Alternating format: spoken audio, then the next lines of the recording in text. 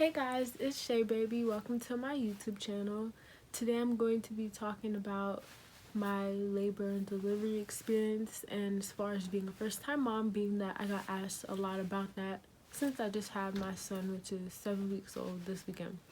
So stay tuned if you want to hear about my perspective, and like, comment, and subscribe for future videos. She said it name love at first sight. Love at first sight when she see my last night. So the number one question I got asked a lot was, did it hurt or was it painful? To answer your question, yes it did hurt. Yes it was painful. Literally the whole time I was contracting, I was telling myself I would never have another kid again. Literally. I was like, why did I do this to myself? But honestly, after going through the process, having your baby, it is worth it. I do want more kids, so it's nothing that you can't handle.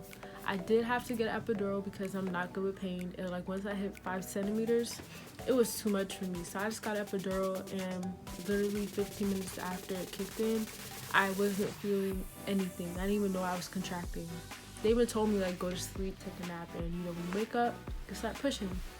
So that's literally what I did. I slept for 2 hours, and they came in around 12 o'clock or so, setting up so I could deliver my son.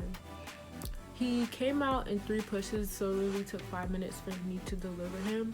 I didn't feel anything. I only felt when he came out, but it was if like I pooped or something. Like, it wasn't painful or anything. He just came right out, and that's the only thing I felt.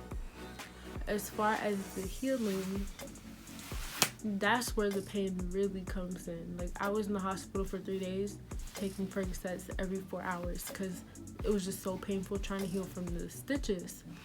I did tear. That's how I ended up with stitches, and they called it a 2nd degree left labial tear.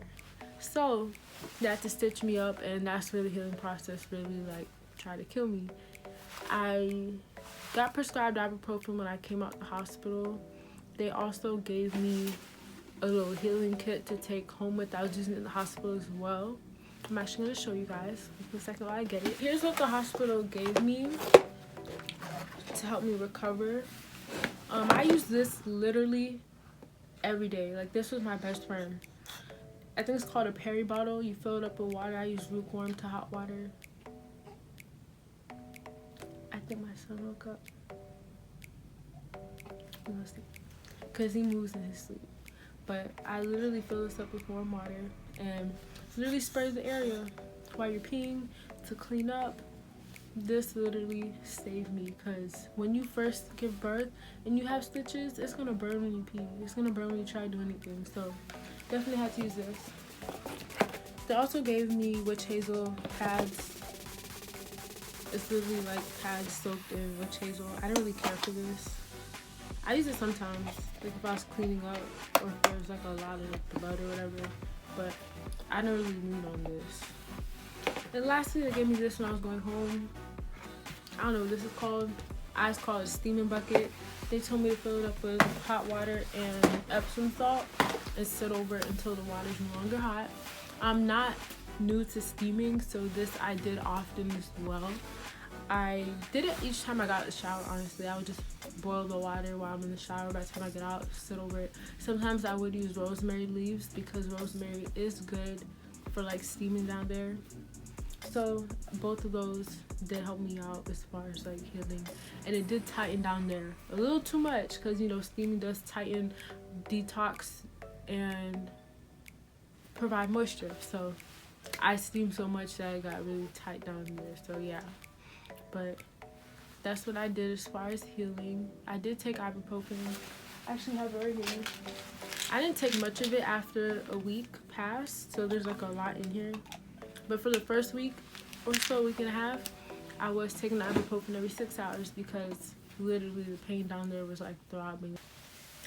Last thing I want to talk about is my postpartum, as far as like being a mom, being home with my son. Honestly, it hasn't been hard. It is an adjustment, obviously, because this is my first child, and I went from being 20-year-old no kid to 20-year-old with a kid, so it is obviously a change, but it hasn't been a drastic change.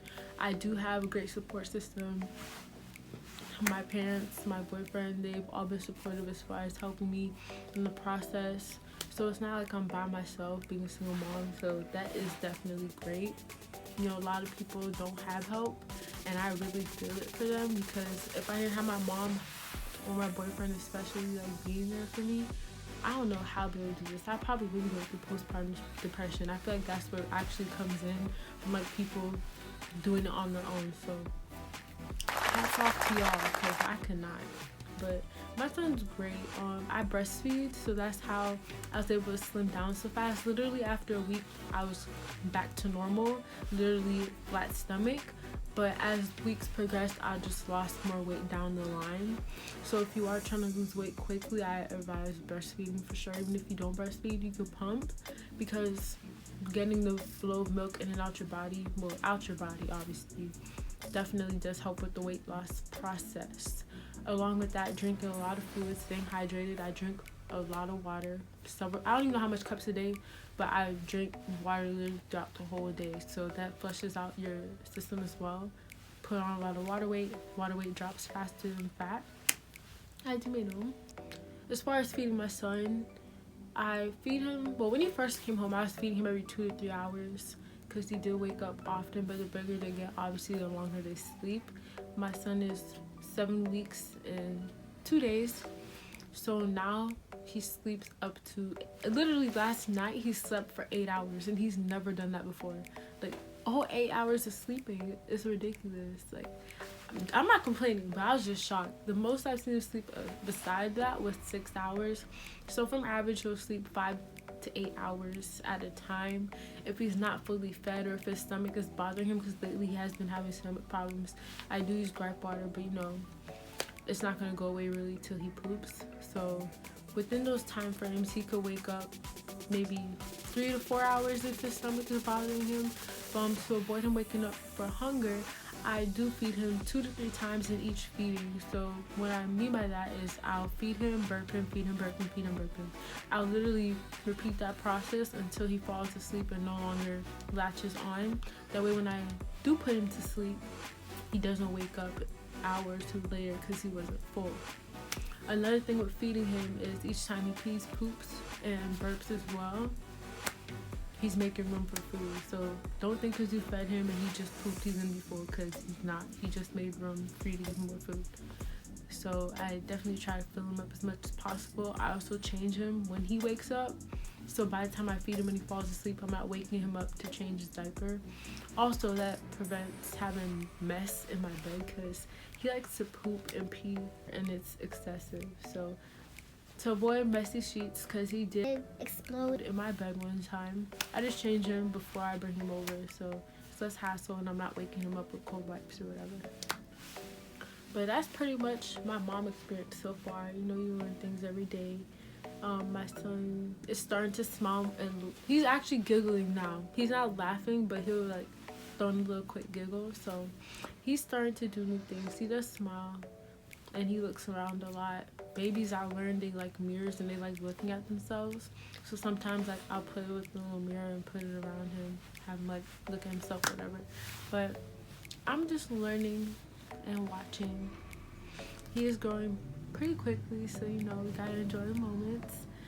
If you do have any questions or you want to know anything that I didn't speak on, feel free to ask me. You can comment, and remember to subscribe for future content. I just got my tongue pierced a few days ago, so you know, my tongue is a little swollen. I'm actually going to film that video next on my, as far as healing and piercing process. So if you guys thought about getting a tongue piercing, I can give y'all a little scoop on my experience. It's actually my second time piercing my tongue, so I can tell you guys about the snake bites and the traditional piercing that I have now.